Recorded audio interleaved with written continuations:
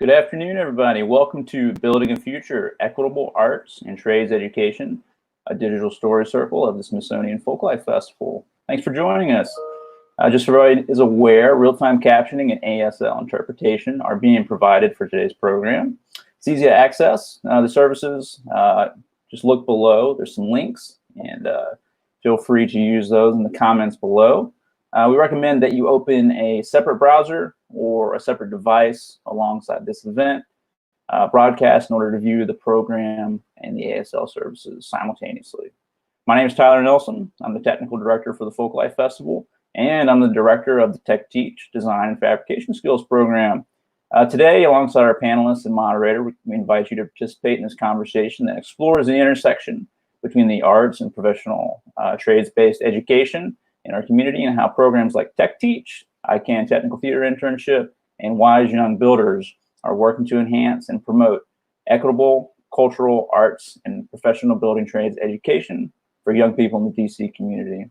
Through these efforts, we seek to renew interest in alternative career pathways and encourage communities to re-examine the value in and the impact of hands-on arts and trades-based education, and contribute to an increased economic opportunity, equity, health, and the well-being for DC's young people.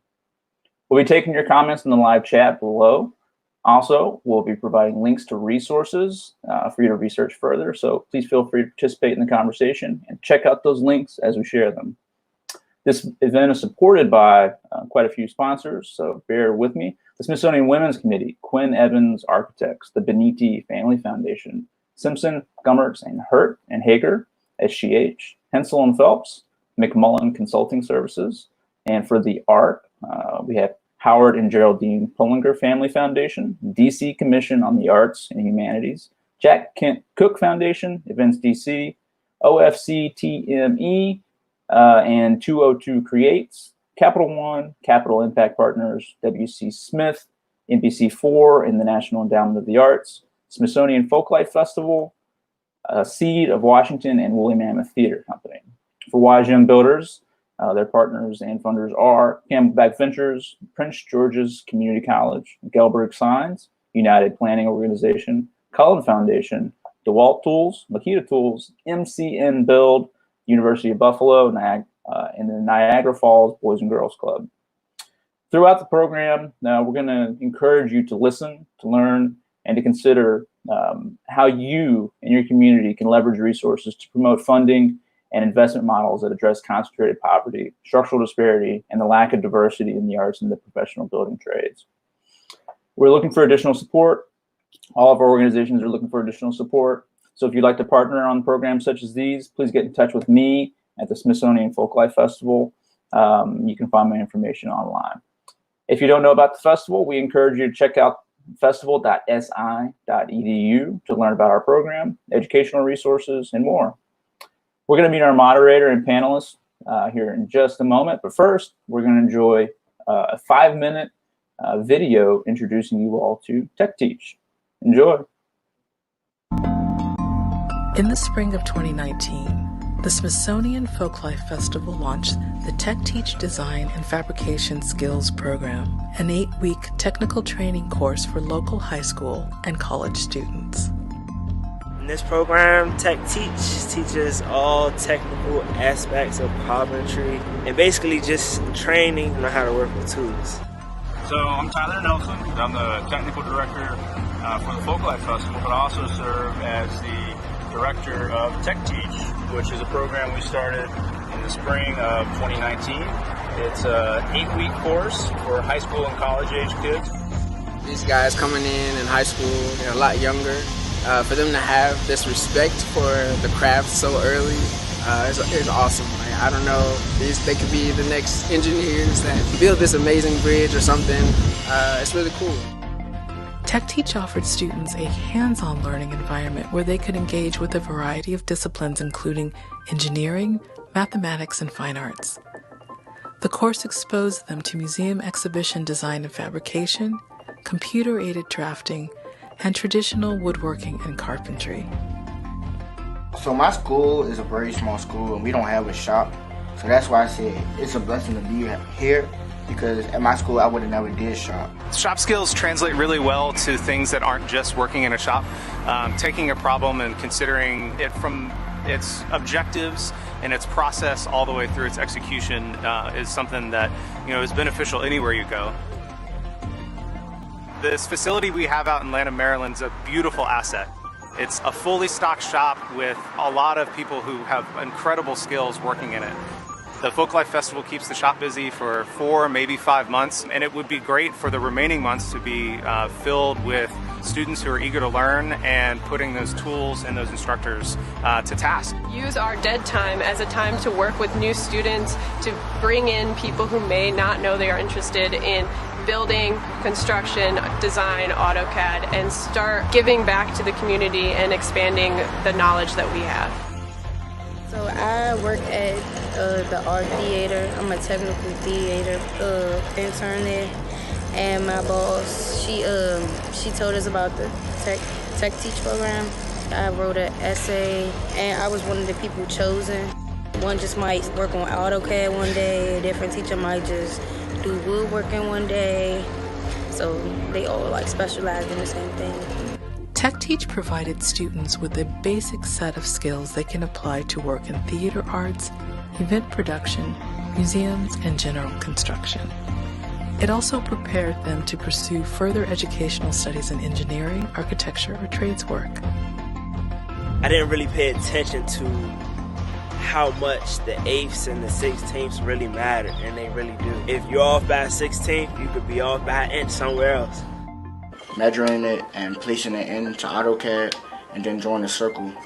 So basically this is what we started with, and then we went into the shop and cut it. You won't learn this stuff every day, so coming here and learning it, you might find something that you love and might want to make a job out of it.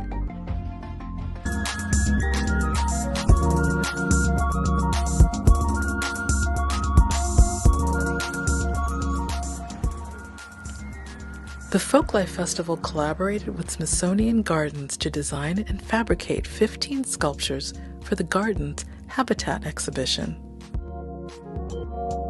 And it was a very rewarding experience, but it also presented us an opportunity to use these projects for our curriculum in TechTeach. The exhibition provided an opportunity for students to participate in the creative, operational, and logistical processes critical to safe and effective design, fabrication, and installation. We got to bring them out on the mall, connecting the bugs, carving the bugs, doing the finishing touches with the bugs, putting on the hardware, and then actually install them, which was a really rewarding day because they got to take credit for a cool project that we all worked on. Like, for people to walk past it, and I'm just like, yeah, I feel that. And they said we could take full credit, so I'm gonna do that.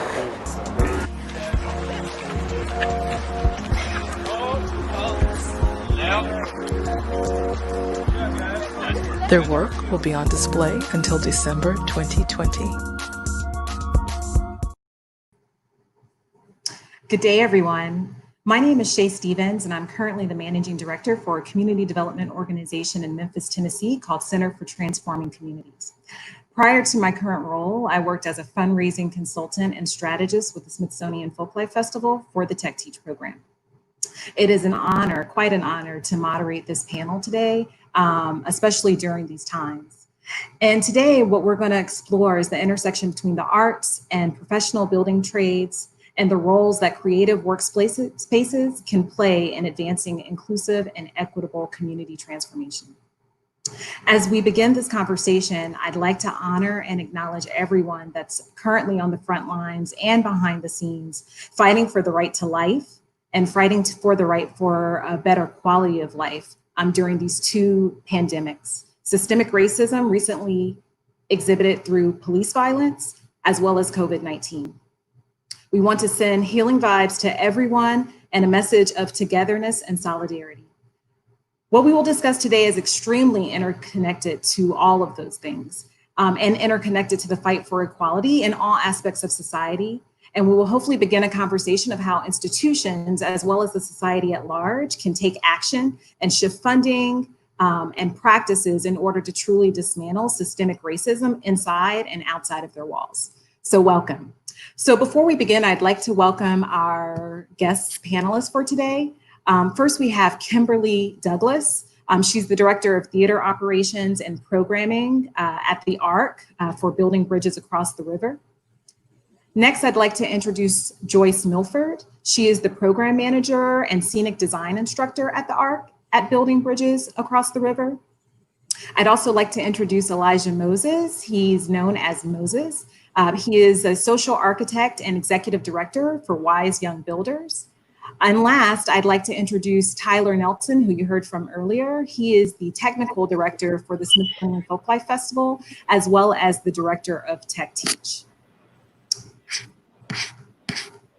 So thank you, everyone, for joining us. Good afternoon. Good afternoon. Hello. Tyler, I wanted to begin with you to ask you if you could give us just a brief overview of why you decided to start Tech Teach. I know we saw the lovely video, but could you just explain more about the context that allowed that program to be birthed? Sure, absolutely. So I worked for the festival for a number of years, from 2009 to 13, and then came back in a permanent capacity at the end of 2015 as a technical director. We had a busy year that year, 2016, putting on the festival and the Freedom Sounds Festival, which celebrated the opening of the National Museum of African American History and Culture.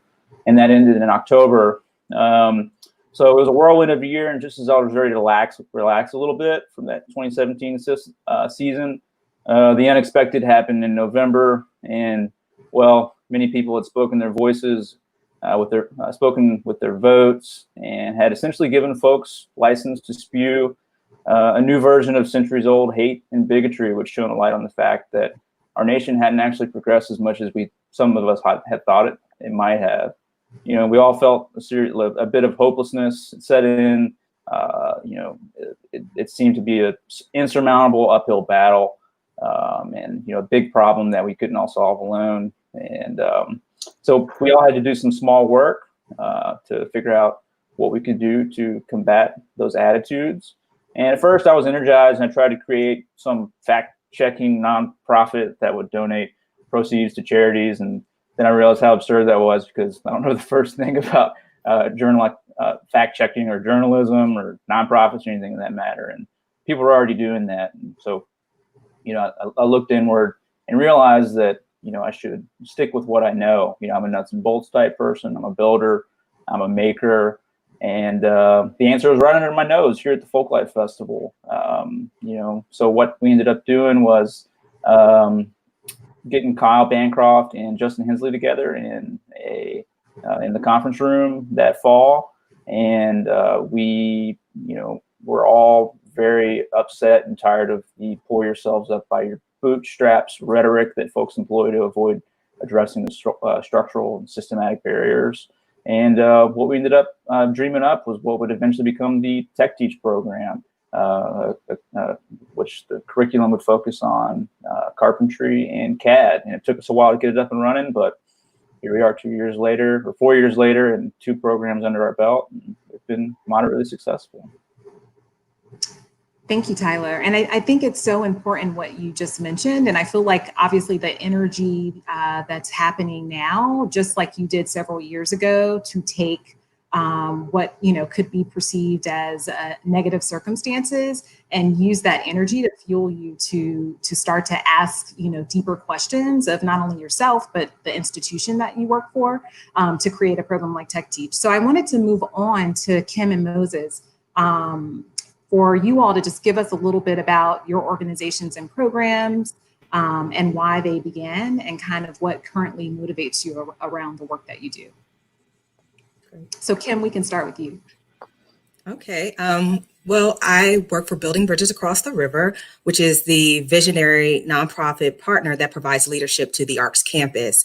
We service 85,000 people annually, and we opened our doors in 2005, which I'm happy to say we're celebrating 15 years this year.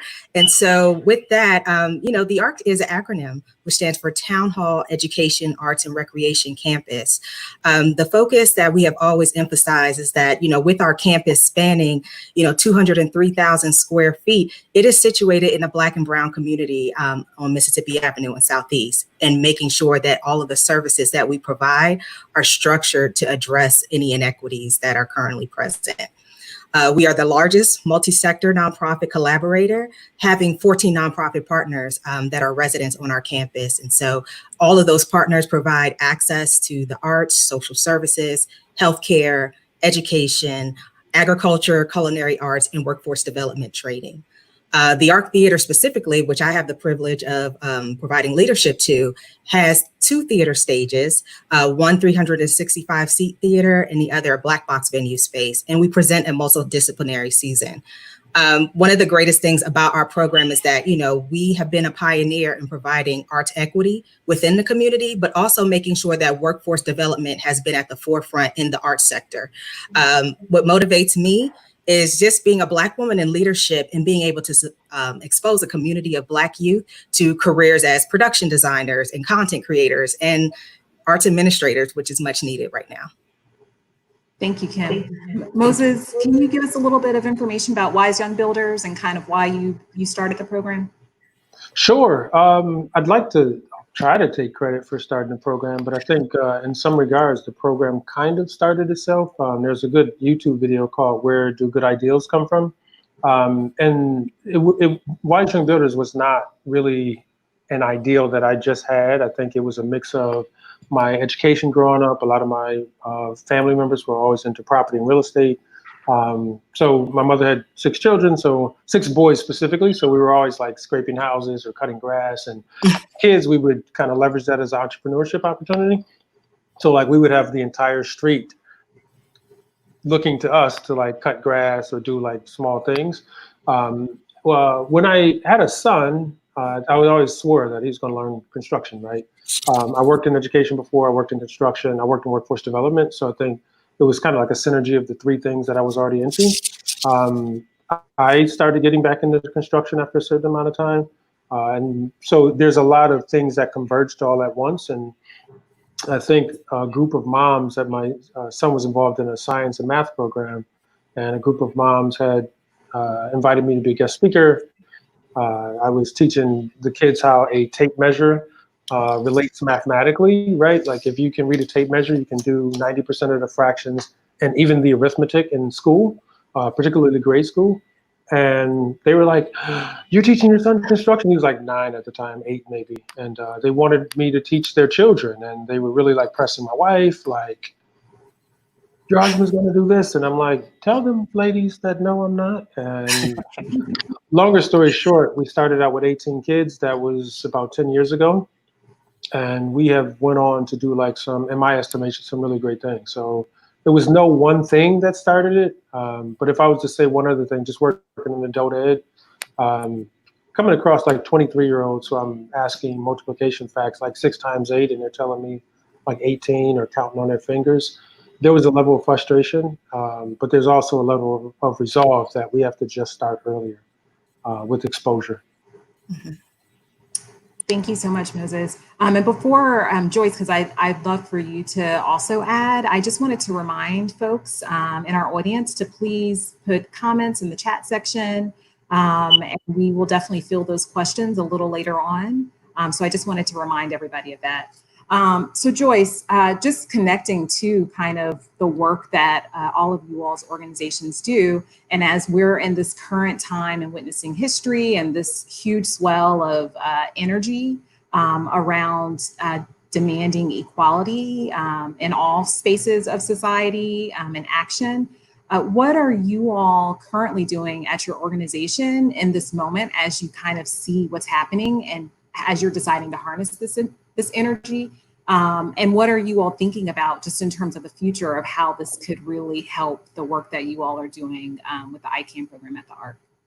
Yeah, so hello, everyone. I work for Building Bridges Across the River in the theater specifically. I'm the program manager for the ICANN Technical Theater Internship Program. And so with this program, it's a year-round program where we teach interns between the ages of 15 and 22, all areas of technical production. So it's stagecraft, it's audio, lighting, sound, videography, arts administration, hospitality. So it's anything really to produce this production or produce in general on stage. And so with this, we have been at a little bit of a standstill. We're actually not at a standstill. We're actually navigating through, but we've had some challenges because everything is so hands-on when it comes to producing and we're all virtual. So I think the biggest thing that we have to do is listen to the interns at this point.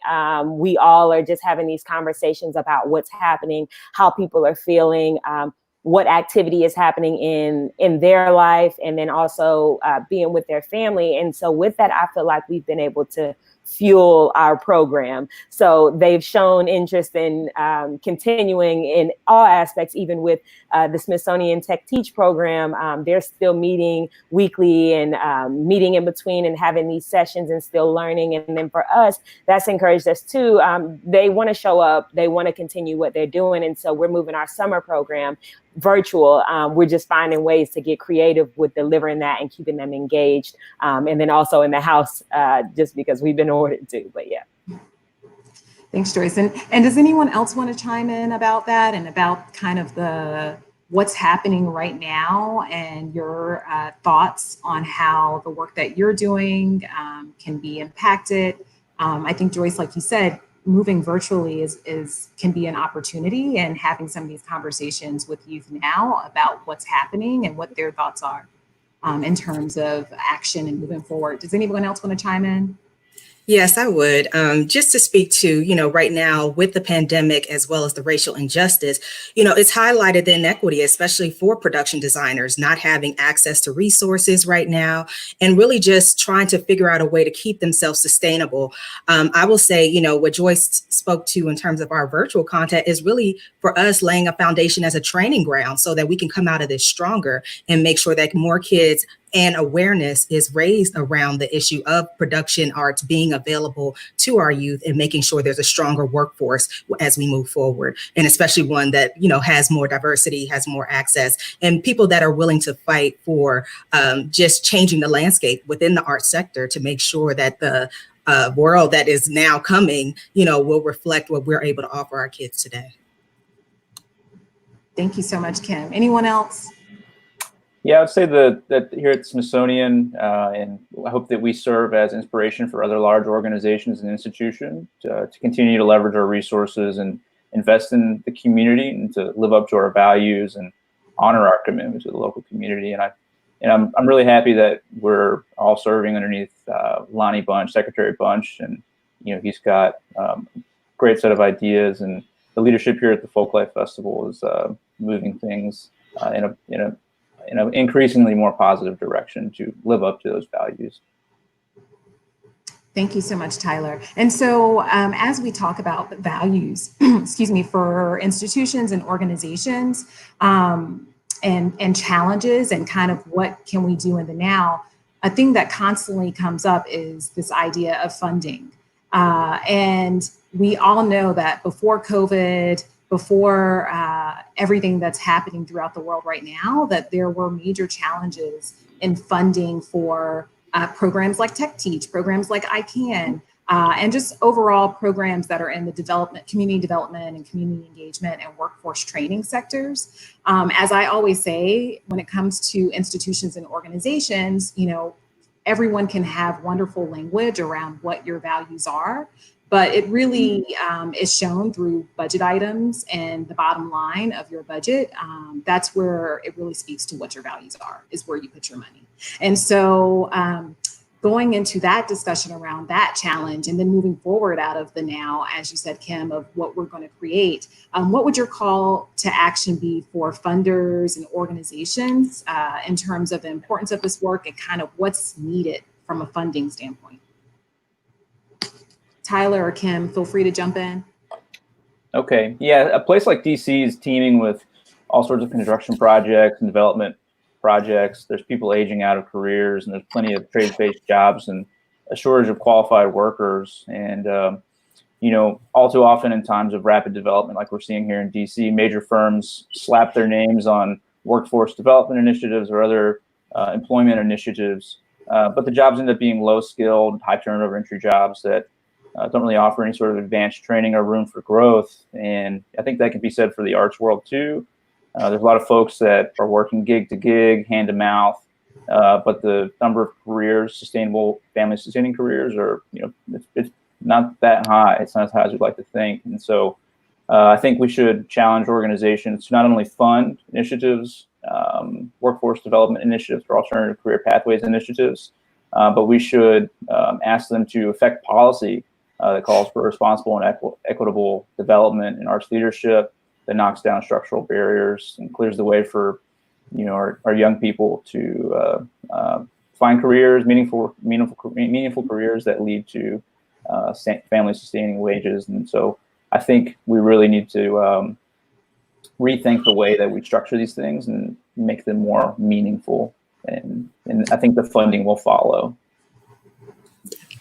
And just to piggyback on Tyler's statement, you know, I think a lot of the funding community sometimes, you know, doesn't realize just the impact that having or looking at groups that have diverse current and future leadership in the arts world is going to help us to, you know, have more informed decision making that takes place in order to make sure that funding goes through. Also, just in terms of equitable developments, making sure that, you know, best practices are evaluated too, you know, in terms of decision making for funding opportunities, because there are so many organizations that have invested in, you know, trying to make sure that their programs are in an equitable space and collaborating with groups that are doing the work. And I think overall funders have to look at kind of just the long-term impact of what they're contributing to. And can I chime in on that too, Shay? Sure. So I think sometimes funders have a very parochial view of what could be funded or should be funded and based upon a portfolio. And some of that is like a dominant narrative. So for example, for years and even today, school or funders are funding like students going to college, right? And they're juxtaposing that against careers or trades. And that juxtaposition and that false narrative helps defund certain organizations, right? So certain organizations like arts or building versus organizations won't get as funded because everybody's saying kids need to go to university. They have to be smart. They have to, and the way that the view of working in the trades is looked is often disparaging. Like, why would your son or child be a carpenter? Like, why would you want to be an HVAC? That's looked at as less than, and that false dichotomy helps perpetuate that. One more quick thing I would say is that when you really look at the statistics of students from certain backgrounds completing school in 6 years for a 4-year degree, the percentage of completion is about 30% nationwide. Even some of the best charter schools or public schools, traditional public schools don't track college, but the best charter schools, the one who touted that we're going to guarantee all kids going to college, have about a 35% completion rate after 6 years. And that's just fact, right? So I think we have to get rid of that false dichotomy because that narrative drives funding, right? So you can't fund organizations if you don't believe in the work that they're doing. Yeah, thank you so much for that point, Moses. I'm going to just turn to, because we do have a quick question that came from Mary in terms of asking Tyler, but I think really anyone could respond. In terms of like a program like Tech Teach, are you doing follow-up with students long-term to see the impact of your goals and to see how the program has affected their ability to get jobs in the future? So Tyler, I'll let you speak to that. Sure, absolutely. We've developed a set of evaluation metrics, to track students progressed over the course of the Tech Teach program, the 8 weeks of the Tech Teach program. And we've also got some measuring tools that we utilize to see if someone is enrolled in an education training program 6, 9, 12 months after our program. Whether they have a job in any field, there's so many points for that, or if they have a job in the field that we've been teaching here at Tech Teach. But we're always looking for ways to increase those measurements, increase our evaluation methods, and to our tracking methods as well. I'll just, if I could add to, with our program, with the ICANN program in particular, we have the College and Production Tour that happens each year, and we generally choose or vote on a different region, and then we have the students do a little bit of research on where they'd like to go or the schools that they're interested in, but we also incorporate or give them exposure to different theater houses and productions that are happening in that region. So we'll make a few stops, and we've noticed we use the same metrics, pretty much job placement, opportunities, hours worked in the city, locally, and in the DMV area. But it's great to see when the students return or actually attend the colleges that we've been to. And so we've recently had quite a few. At this point, we've had a couple of graduates from Temple in the theater arts department, Penn State, Virginia State. And so we're noticing that after we're visiting these programs, or the more exposure they get or to these opportunities in either trades work or videography, mass communications, or really in the arts industry, they are returning to these fields and trying to make a career out of it. And then some have actually returned to work full-time with us, with Building Bridges Across the River. So there are quite a few ways that we're able to measure and really see the interest of the interest of the arts spark, but then also for them to be successful in the areas too. Yeah, and I would say it. Can I? You can say no. You can say no. I'm not doing it. No. So so Washington Builders, our age bracket is 8 to 13-year-olds. So we don't track all kids who enter the program. We also have a Tool Fest program that we do some tracking for. Grant-funded programs are tracked. But I would also like to say that exposure precedes choice. So when I talked to Vicki Davis, who's the managing principal at Urban Atlantic, one of the largest real estate development firms in the country, specifically in the DC area, and then the founder, Dali, of Mundo Verde Public Charter School, these are white women whose father was in construction, and they worked in wood shops when they were kids. One went on to build a charter school. Another one went on to build one of the largest real estate development firms in the DC area. And in terms of tracking, it's really for us about exposure, right? We do track grant-funded programs, but if exposure precedes choice, a kid who is exposed to building now, we want to see what they actually do in the future, right? At 22 years old, I built a garage, right? But I was exposed to this at an early age. And last thing I'll say about that is the National Building Museum runs a building program. And within a week from the time that they put their summer program online, within hours of when they put their summer program online for about $650 for a week, it's sold out, right? That's how popular building programs are. Now, kids from certain communities can't afford that, right? So for us, it's really about exposure. So our age bracket, 8 to 13-year-olds, we don't do tracking for non-grant funded programs all the time. It's really for us about early exposure. Yeah, thanks so much for that.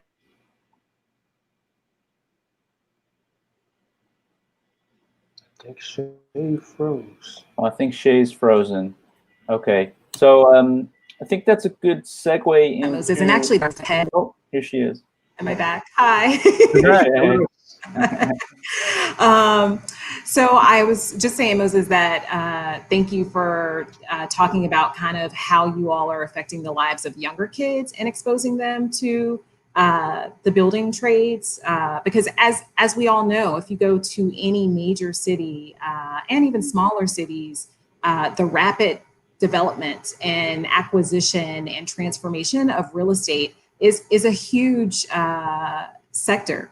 And so I think it's important to understand the importance and value of trade skills. You know, you can do everything from creating a stage set for a beautiful performance to, you know, ultimately building a home. Or so I guess, Tyler, I'd like to go to you just to talk a little bit more about the importance of trade skills, and especially given the times we're in now with COVID. There are still folks that are able to work and considered essential during this period. So could you just talk a little bit more about the importance and how the trade skills can also intersect with the arts? Yeah, absolutely. And I think you're right. We have seen that, you know, particularly in our city, that construction workers have been deemed essential. And, you know, so I think that highlights the value that people in the trades have. Now, I don't particularly agree about construction workers being essential for their own safety, but I think one silver lining that will come of that is that people will be able to shake that stigma of the trades and be able to point to their electrician and their plumber and to the carpenter that's driving by with his truck on his ladder and say to their kids, that's a career that you can get into. You can use those skills. You can learn these skills and apply them to your everyday life. You can, you know, help your grandparents around the house. You can, you know, go work in the theater. These fundamental skills that, you know, we're teaching in all of our programs here are transferable to many different aspects of life. And I think that folks are slowly waking up to that and shaking that stigma that has been perpetuated over the last 4 years. And, you know, I think, you know, folks that go to the 4-year university track, that's all well and good, but it's not for everybody. A lot of folks come out of college, you know, saddled with all sorts of student loan debt. But, you know, as a carpenter, electrician, locksmith, or a plumber, you know, the median earnings is, you know, upwards of $52,000, $54,000 a year. So, yeah, so I've always seen the value, but I hope that, you know, as you pointed out, that this moment in time has other people recognizing the value in the trades and the arts. If I could just add too, I think it's important to share too the relationship, the arts and the carpentry, that trade skill, the relationship that they have.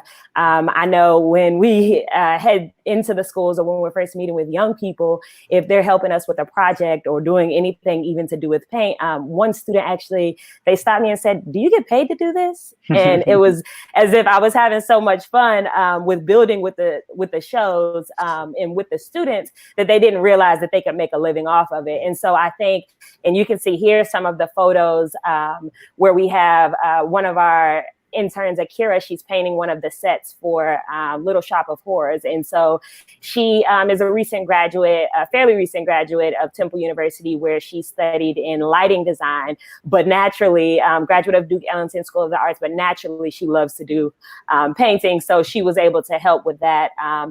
And other pictures here, you'll see interns. Actually, this is our partnership with Seed Public Charter School with Little Shop of Horrors, where we were able to fully produce the show. So the interns, they work from the lights to the stage management to audio design. They get as dirty as they need to be. So they're going up high onto the genie lifts. They're just going out, really anything it is to produce these shows. We allow them to work alongside our professionals in our theater. And the great thing about it is we're able to explore every bit of the intern. So whether it is them being a young lady and they are working in the leadership role of scenic charge in the scene shop, or it is the football player, one of the star football players working as the stage manager. We're just trying to break all of the barriers and show them that they're able to do really anything that they have the slightest interest in. And then with our college and production tours, we're being intentional about the spaces that we're in. So you'll see that the interns, we're visiting Georgia State, their school. So we're just trying to be intentional about the people that we're exposing them to in the production houses, and really what equity looks like, or what we would like for it to look like in our workplace. Can I add a comment that you both hinted on, and I just wanted to dive deeper on? I think everybody kind of hinted on. But when we talk about equity, when we talk about trades, when we talk about construction, we have a pillar model, like it's about 12 pillars in Wise Young Builders. And one of the things that we say is it's better to build than to buy. If I think I can build it, then I must try. So if students are not going into the construction trades, then when you have what you have in DC, over $13 billion, and I could be wrong, so Tyler, if you start that fact-checking organization, you can tell me. But about $13 billion are spent in construction every year. But I can tell you from working with many contractors, many developers, there's a dearth of minority developers. There's a dearth of minority contractors. There's a dearth of certified businesses that are qualified. And how is this even possible? Because there's a dearth of people going into the building trades. So when you have $1 billion to spend, guess who isn't getting a piece of that $1 billion? And they're subjugated to saying, hey, come work for $15 an hour and be championed around like that's a hero when they're splitting larger pockets of money at the table. Right. Thank you for that, Moses. I wanted to give some of the students from Tech Teach a chance. We have a wonderful video where they're really speaking about Tech Teach as well as the ICANN program and some of the work that they're doing and their sentiments about the programs. So I wanted to see if we could roll that video before we get into the last part of our conversation. And I do see some other questions that we will address from some of our audience members. So if we can roll that video and then we can answer some of those questions. I never knew that much in like building stuff. Like AutoCAD, that's like a whole design app for you to like design stuff. It's like I want to keep doing it. Like eventually, like get my own tools, and I maybe can be able to like do some form of it at my home. Expectations on ICANN drastically changed. I went from expecting to barely have to do work like previous summer jobs, then to realizing that it was like a real job that taught professionalism and things like time management and leadership. I did my research about it and everything, and I was kind of iffy about it, but then again, I was like, I could probably take these skills and transfer them into like everyday tasks and stuff like that. The skills that I learned from ICANN and Tech Teach is always practicing my safety and putting my safety first, as important aspects of your life could be lost in a way that you cannot get back. I think the biggest challenge young people in my community face when trying to make decisions about the future is not knowing exactly what they want to do. When I was in high school, I didn't know what I wanted to do. And with my internship with ICANN, I was exposed to technical theater, and I didn't even know that was a specific career itself. And I ended up going to college for it. Some challenges I feel like teens in my community face when trying to figure out a career for their future would be not knowing about different things, because many careers and things are not mentioned to you in school. I feel like we would need like more resources or different activities in schools that will push students and teens into seeing them different careers that they possibly could have or possibly could like. I would like to thank Ms. Joyce and Ms. Kim for giving me this opportunity with ICANN, because when I first applied for ICANN, it was my first job search, so it was kind of rough. And I'm really grateful for this. I would like to thank Ms. Kim and Ms. Joyce for giving me the opportunity and helping me find a job career that I want to continue after I graduate from college. I would also like to thank Tech Teach for teaching me different things and that I never imagined like dipping my toes in. I would like to thank Ms. Kim and Ms. Joyce for helping me throughout my 2 years, pushing me to become a better person and to be more outgoing and speak up. I would like to thank Tech Teach for teaching me carpentry and how to use AutoCAD and donating your time with us throughout this pandemic. You know, you never stop learning, and I've learned so much. So it's just expanded my mind, and it's expanded the things that I know I'm capable of doing. I never knew that much in like. Wow. So I'm starting thank to you. for sourcing all those wonderful videos and audio. And it's great to hear from the students. And hopefully in the future, if you just follow Smithsonian Folklife, as well as the ARC and Wise Young Builders, we can potentially do this conversation again and have more voices from the students in this live version of the panel. So I know we're getting close to the end, but one of the key points that I think that we should really talk about is the importance of strategic partnerships and alliances in the fight for equity in society and institutions. And so I wanted to just talk about that a little bit. And then there was a question from someone named Indra who towards the end, we will talk more about how these types of programs can potentially be implemented in other cities and ideas we have about that. So I just wanted to acknowledge that. So does anyone want to just talk about the importance of kind of the strategic alliance between the Smithsonian Folklife Festival, the ARC and the ICANN program, and Wise Young Builders?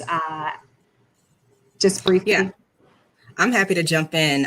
So with ICANN being housed at the ARC Theater, I mean, we started out with a huge advantage having access to so many wraparound services that we can connect with our program, from the Boys and Girls Club Teen Center that has helped us provide tutoring services for our kids to support them, down to the partners that already are like artists and, working within the community and helping us to raise our awareness and our branding in terms of aligning our work for workforce development initiatives with the partners even in-house at the ARC.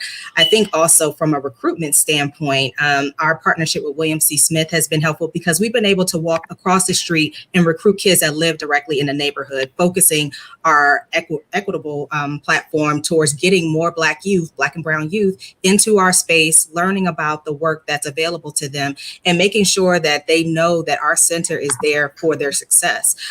In terms of outside stakeholders, that has been one that we have had to vet over a number of years. And I think our partnership with Smithsonian Folklife Festival and Tech Teach has been just a great synergy of a partnership, because just the fact that, one, they're focused on cultural equity like we are, focused on giving a platform for Black designers, as well as, making sure that the training is robust and supported towards the success of our students. I think that was a huge factor in us determining if this would be a partnership that would be impactful. So Tyler, I'll let you expound on that. But I think, definitely that was beautiful for our partnership. Absolutely. It took quite some time to get the Tech Teach program up and running. It's an unconventional program, and so when we first proposed giving young people power tools, the Smithsonian safety office and risk management folks threw their hands up and said, I don't know. But so once we spent that first year and a half getting over that hurdle, our next big hurdle was recruitment and trying to determine, who to approach. Is it a school system? Is it a charter school? Is it a public school? I don't know. And then Shay came along, and with all of her skills and knowledge and strategic alliances and partnerships and her connections with the community, introduced us to Kim and Joyce at the ARC. And I remember going to the ARC that day, and I feel like my memory might be a little different, but I feel like almost as soon as we sat down, Kim said, "Yes, let's do this." And so it was a perfect fit, I think. And it's been perfect ever since. What's wonderful is, as Ken alluded to earlier, is that the ARC offers all of these wraparound services, which was something that we could not provide with our current staffing and our resources here at the Folklife Festival. And so it's been a great balanced relationship. And we hope to expand upon this partnership and form new ones with other stakeholders in the institution and outside of the institution, other arts and professional building trades, partners, educational and government institutions, to form a robust and diverse network so that we can, help young people and provide opportunities in job placement, continued training, and even more wraparound services, so that it eventually leads to, family sustaining careers for DC's underemployed and unemployed youth, So yeah, it's been a perfect fit with the ARC, and Yeah. Thanks, Shay. Thank you, Kim, for making that connection. Yeah, Thank you, interesting. guys. Interesting. One of our funders actually introduced us to Tyler, and we kind of started creating a relationship from there. And there's still more to explore, but just one of our funders pitched, "Hey, Tyler, you meet this guy." Yeah, and I just want to emphasize the importance, even before what's happening right now, of just coming together and finding allies and creating alliances, and now going forward, how important that is, because the thought is that an institution that's the size of the Smithsonian can really do anything. And this strategic alliance showed that it can't do everything on its own. It needs youth, community members. It needs grassroots organizations that already have programs and structures in place. And so even for the sustainability of the organization long-term, to get more folks from the DC community engaged in the institution, more money and more programs like this are important. And I think from an equity standpoint, the other major piece is, how do we now train these leaders that are within the ICANN program and the Tech Teach programs? And how do we work with allies within institutions to then provide spaces for them to work in those institutions, continue the learning process in those institutions, and then become leaders of the institutions, like a Secretary Lonnie Bunch. So I think it's really important to talk about strategic alliances of all sizes of organizations and how that can help kind of break down some of the walls of inequities outside institutions, inside institutions, and speak to leadership of Black and Brown people to be included.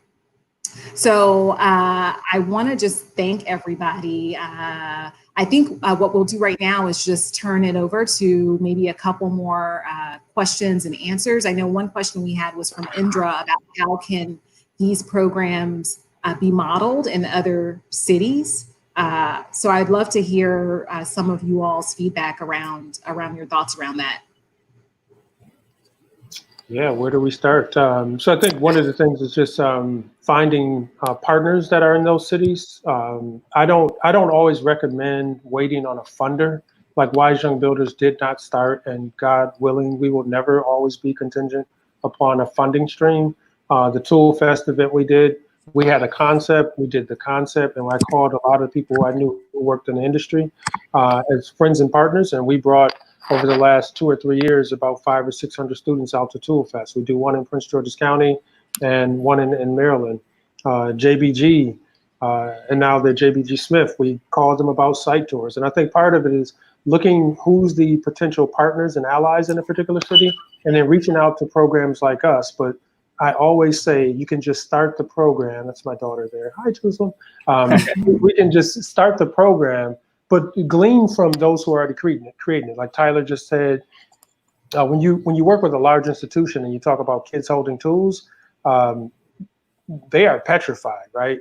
How are you going to do this, right? But I really think it's about safety, appropriate partnership, appropriate assurances, and talking to organizations who do some of the work and gleaning from those organizations. But I always encourage people, don't wait on the resources to start something. And what we just saw was several photographs from some of the students of Wise Young Builders building things.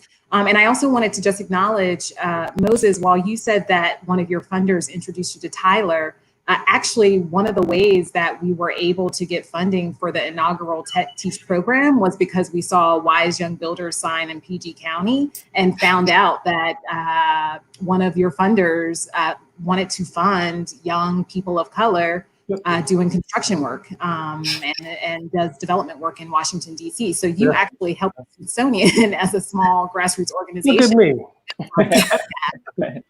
For funding. So I just wanted to also mention and to address Indra's question about how to start this in other cities. I'm currently located in Memphis, Tennessee, and work at an organization called Center for Transforming Communities, where we do community development work. And as I said, in cities all across the nation, there are tons of development companies, real estate companies, property management companies, all of those places that are changing the looks of all of our cities. And so I think anyone in the audience, whether you're in real estate development or not, you see the signs, you see the real estate companies on the fences as the development is starting to happen. Call them, reach out to them, send them an email and say, hey, how are you being more inclusive of folks that are not just working on your site, but people that are the architects to create the designs and plans.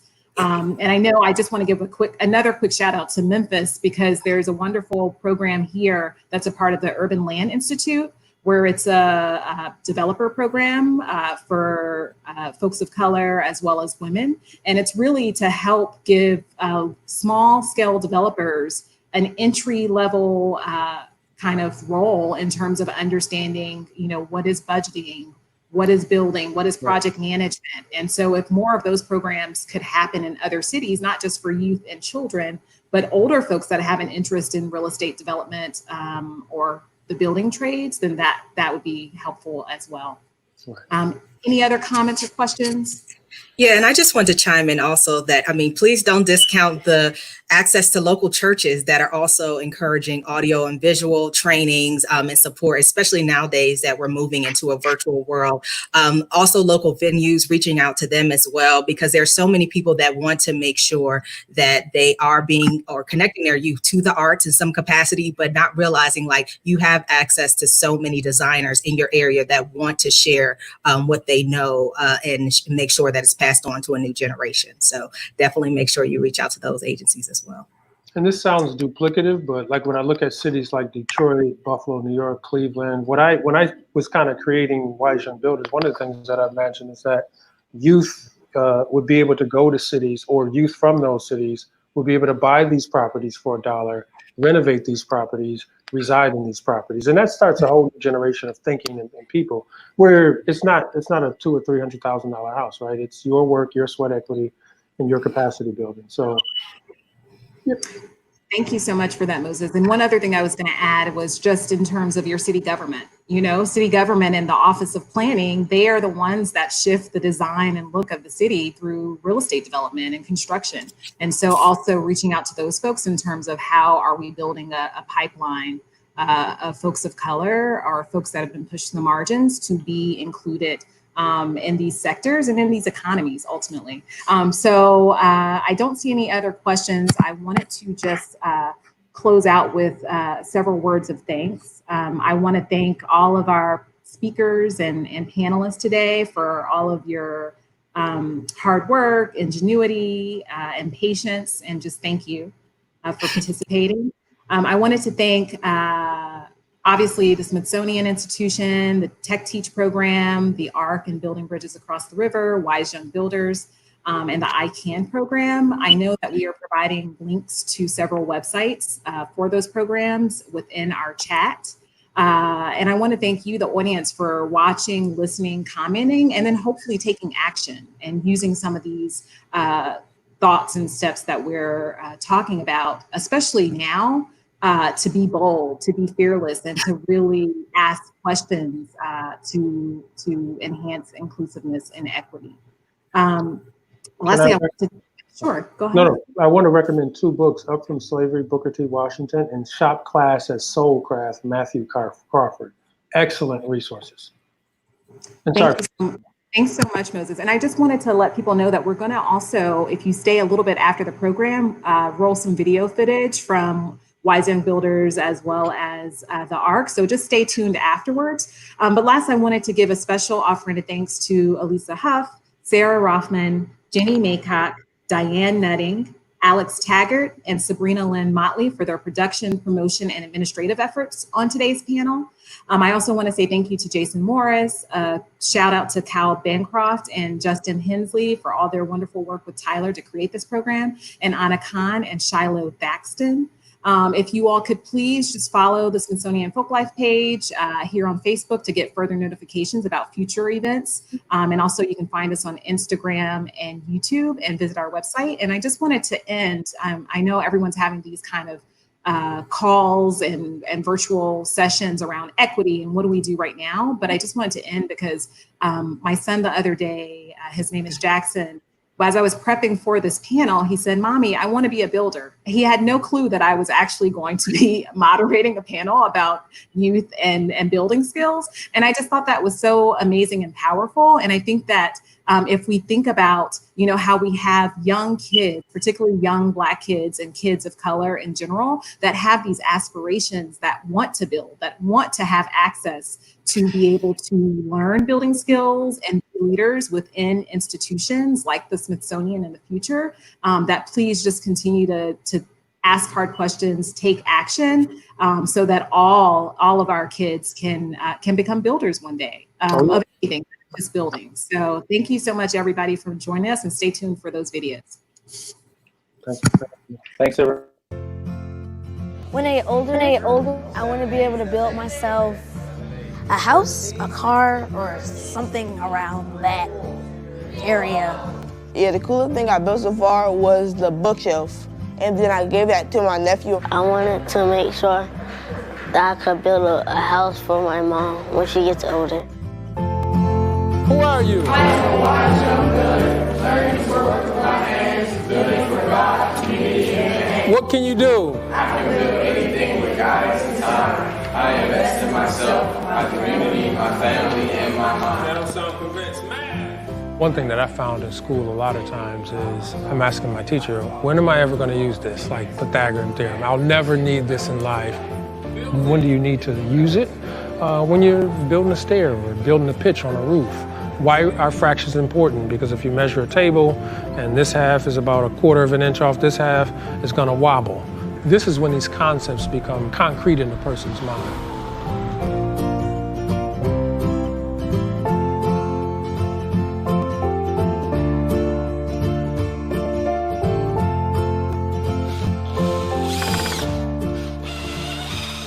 Wise Young Builders is taking what kids learn in school and applying it to real life. So it's showing kids how they can use fractions and their knowledge of numbers, how they can make with their hands, giving them knowledge of tools and different types of materials. So can anyone identify any of these materials? What do you see? When I first started, I wasn't good at math in class. I was struggling. And because now we're doing the fractions, I got my grade up. So that math component really helps me. I think I'm a really good math person. Math is my favorite subject. Put your pencil point on 3/4 or 3/4 of an inch. We generally work with students from 8 to 12-year-olds. We are piloting our summer program by working with students that's up to 15-year-olds. If you're a student from 1st grade, and I dare say till about 8th grade, 90% of the arithmetic that you will ever need to know is off of a tape measure. So when a student comes in, they're being taught their tape measure, and then they also get an opportunity to build projects and learn tool recognition, safety, which is really important, and how to start and finish a project.